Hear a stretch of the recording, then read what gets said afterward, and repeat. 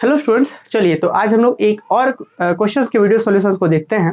Question इस तरीके से students, find the volume of a right circular cone of height H and radius A. कि मतलब एक कोई राइट सर्कुलर कोन है, उसका वॉल्यूम निकालना है। किसका वॉल्यूम? एक राइट सर्कुलर कोन का जिसका हाइट एच है और रेडियस ए है। इसको इसके ऊपर बात करें, पर सबसे पहले थोड़ा सा आपको याद दिलाए वो क्लास 8-9 वाली बात है कि भाई कोन इसी तरीके से ना होता है जिसमें हम लोग आइसक्रीम खाते हैं, एक वो वाला कोन आप समझ सकते हैं। इस तरीके से था जहां पे यहाँ पे ये वाला जो होता है ना, ये ऊपर में फेस जो होता है सर्कल के जैसा होता है, तो वहां पे रेडियस मिलता है अपने को, जिसको मान लीजिए आर है, और ये वाला इस बीच ये जो इसको बोलते हैं हाइट बोलते हैं एच। तो अगर कोई कोन जिसका रेडियस आर है, हाइट एच है, तो उसका वॉल्यूम हम लोग तो बहुत अच्छे से पढ़े भी थे 9th-10th क्लासेस में। क्या होता है जी? Volume equal to 1/3 pi R square H. अगर यहाँ रेडियस ए बोल देंगे तो 1/3 पाई ए स्क्वायर एच। ठीक है ना, ये हम जानते हैं। लेकिन यहाँ पे हमें क्या करना है? वॉल्यूम को कैलकुलेट करना है। बताना नहीं है कि आप वॉल्यूम लिख दीजिए, ऐसा नहीं बोला गया है। वॉल्यूम कैलकुलेट करिए। अब ध्यान रहे कि राइट सर्कुलर कोन ऐसे ही थोड़े, राइट सर्कुलर कोन तो ऐसा भी हो सकता है ना जी, ये ऐसे लीजिए, क्या ही दिक्कत है?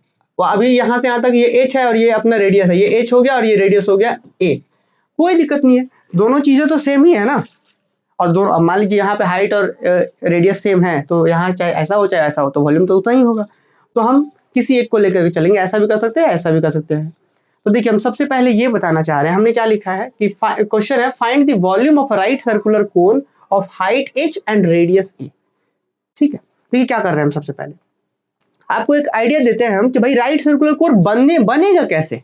थोड़ा सा इस चैप्टर को अगर याद करें हम, जब जहां पे हम रिवॉल्यूशन से, जो किसी कर्व के रिवॉल्यूशन से जो वॉल्यूम बनता था उसको निकालते थे, कैसे हम लोग याद करिए। जैसे मान लीजिए ये कोई एक्स वाई एक्सिस है, ठीक है। एक हम स्ट्रेट लाइन यहां से यहां तक ड्रॉ करते हैं, बस इतना बड़ा सा स्ट्रेट लाइन ड्रॉ करते हैं, ठीक है। और कहा कितना बड़ा, ये कैसे पता करें कितना बड़ा स्ट्रेट लाइन है? तो यहां से यहां तक का डिस्टेंस है एच, अपना ये डिस्टेंस है एच, और यहां रुके और इसी के ऊपर जस्ट परपेंडिकुलर लाइन ड्रॉ कर दिए। और ये जो बना है अपना, ये जो एक लाइन बना है यहां से यहां तक का स्ट्रेट लाइन जो बना, इसी को हम ड्रॉ करा दिए, मतलब एक्स एक्सिस के अबाउट पूरा राउंड एंड राउंड शेप, मतलब रिवॉल्व करा दिए।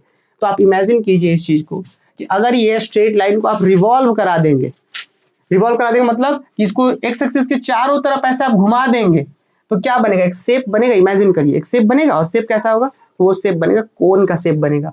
और वैसे कोन का शेप बनेगा जिसका ये कितना होगा?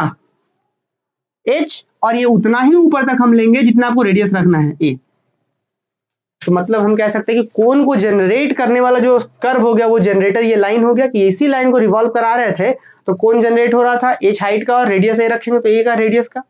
तो अब यही काम हम यहाँ पे करने वाले हैं। हम बोलेंगे, अच्छा इस पॉइंट को क्या बोलते हैं जी? वर्टेक्स बोलते हैं हम लोग। ओ को वर्टेक्स मान देते हैं। यहाँ से यहाँ तक ये पी कुछ देते तो ओपी को हम एच नाम दे देते हैं, या क्यू देंगे तो क्यूपी को हम ए रेडियस दे देते हैं। यही सारा चीज हम लिखने वाले, तो वही यहाँ पे किया गया है। ओ सी एच नाम दे दिए, सी से क्यू यहाँ पे ए रेडियस है बना दिए, और ये लाइन हो गया ओ क्यू जो हो गया जनरेटर हो गया। जनरेटर को रिवॉल्व करा देंगे तो कौन बन जाएगा। तो हमने लिखा है सॉल्यूशन में कि भाई वॉल्यूम निकालेंगे इसका, लेकिन कैसे? तो लिखा हमने सबसे पहले कि let O be the vertex and OC equal to H. O be the vertex and OC is equal to H, be the height of the cone and alpha be the semi vertical angle, and alpha be the semi vertical angle of the cone and C Q is equal to A. मतलब बहुत सारी बातें हैं यहाँ पे कि ये H जो हो गया हाइट हो गया कोन का, ये अल्फा जो हो गया सेमी वर्टिकल एंगल हो गया, फिर ए जो हो गया वो रेडियस हो गया, मतलब C Q equal to A. Next, let P जिसका कोऑर्डिनेट है x, y be any point on the curve. ये जो P यहाँ पे एक पॉइंट लिया जिसका कोऑर्डिनेट x, y है, यहाँ पे इस P पॉइंट का कोऑर्डिनेट x, y है, वो any point on the curve, ये इस कर्व, ये जनरेटर के ऊपर का कहीं भी हो सकता है। तो let P x, y be any point on the generator OQ of the cone. Cone के जनरेटर OQ जो है उस जनरेटर के ऊपर वो कहीं भी हो सकता है। हमने फॉर्मूला यही ना किस तरीके से डिराइव करा था हमने, किस तरीके से निकालते हैं हम लोग।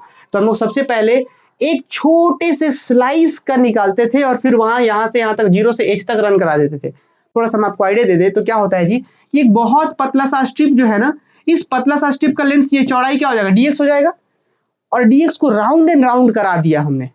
इस dx को राउंड एंड राउंड करा दिया, तो कुछ तो एरिया अपना रिवॉल्व किया होगा घूम करके।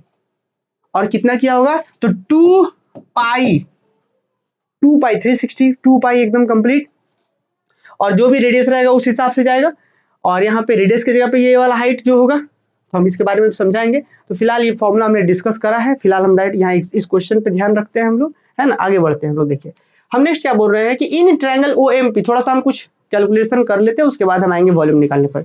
इन ट्रायंगल OMP, छोटे वाले ट्रायंगल पर कौन कौन जी, ये है पॉइंट यहाँ पे P है, तो OMP इस वाले ट्रायंगल पर आपको पता है ये वाला ट्रायंगल कुछ इस तरीके से, O यहाँ पे OMP है यहाँ पे, और इसका क्या नाम है, अल्फा है। तो आप पता है वो जो राइट एंगल ट्रायंगल है ये, तो कैसे इसमें क्या लगा सकते हैं हम लोग। देखिए क्या बोलेंगे, इन ट्रायंगल OMP क्या होगा, tan alpha equal to y/x, tan alpha equal to ये हाइट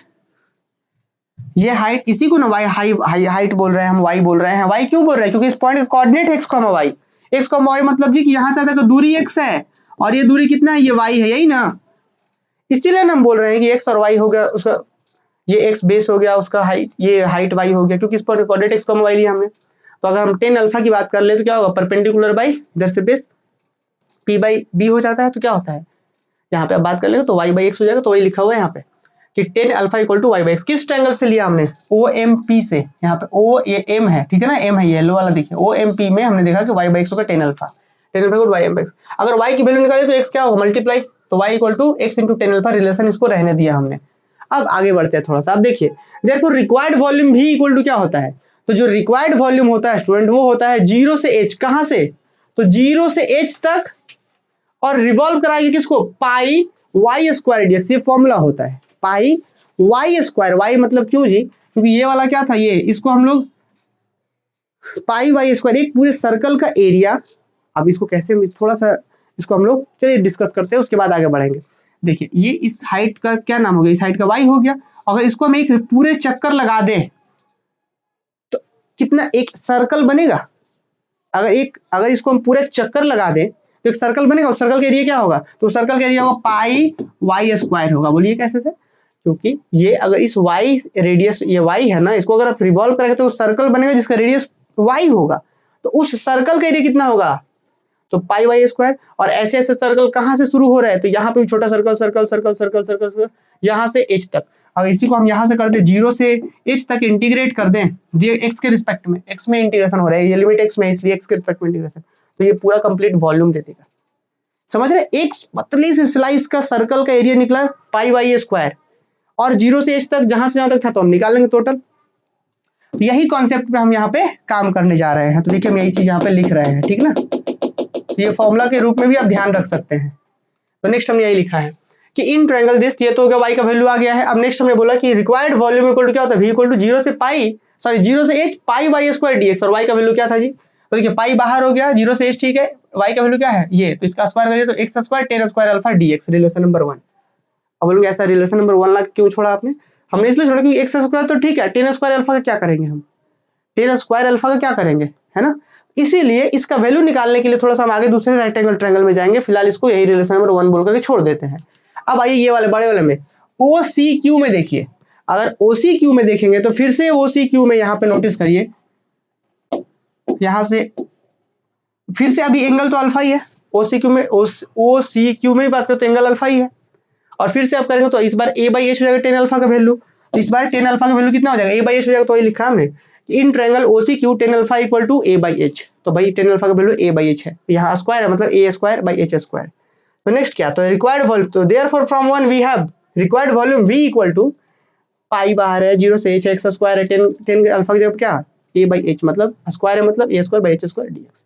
नेक्स्ट क्या, ये तो एज इट इज कांस्टेंट है, a square by h square constant है बाहर, तो क्या हो जाएगा पाई पहले से बाहर से a square h square constant बाहर हो गया, और x स्क्वायर का इंटीग्रेशन x³/3 लिमिट कहां से 0 से h तक, तो 0 से h लिमिट है, ठीक है। नेक्स्ट आ जाइए, अब जैसे ही अपर लिमिट आप पुट करेंगे h यहाँ पे तो h³/3 हो जाएगा, लोअर लिमिट 0 तो पुट करेंगे नहीं, 0 पुट करें तो 0 हो जाएगा, तो करेंगे ही नहीं, तो क्या हो गया h³/3। अब नेक्स्ट देखिए जरा, पहले से h स्क्वायर है, यहाँ से h³ है, तो एगो h बचा, तो फाइनली क्या लिखेंगे 1/3 पाई a स्क्वायर और एगो h, 1/3 पाई a स्क्वायर एगो h, यही हो गया वॉल्यूम। तो देयरफॉर रिक्वायर्ड वॉल्यूम जो अपना है वही यही होता है ना। तो मैंने आपको बताया भी था कि क्या होता है 1/3 पाई a स्क्वायर बाई h। तो यही मुझे इस क्वेश्चन में पूछा गया था कि find the volume of the right circular cone of height h and radius a, और ये क्वेश्चन बड़ा इंपॉर्टेंट एग्जाम में आ सकता है। चलिए तो उम्मीद है सभी बच्चों को समझ में आएगा, और बाकी हम लोग अगले क्लास में मिलेंगे। लेकिन इससे पहले एक छोटा सा जानकारी कि आप अपने अगले सेमेस्टर के लिए हमारे साथ जुड़ सकते हैं धनबाद मैथ्स एकेडमी का एप्लीकेशन इंस्टॉल करके और हमारे यूट्यूब चैनल को सब्सक्राइब करके, जहाँ पे आपको अगले सेमेस्टर से रिलेटेड बहुत सारी स्टडी मटेरियल्स प्रोवाइड करे जाएंगे। Thank you.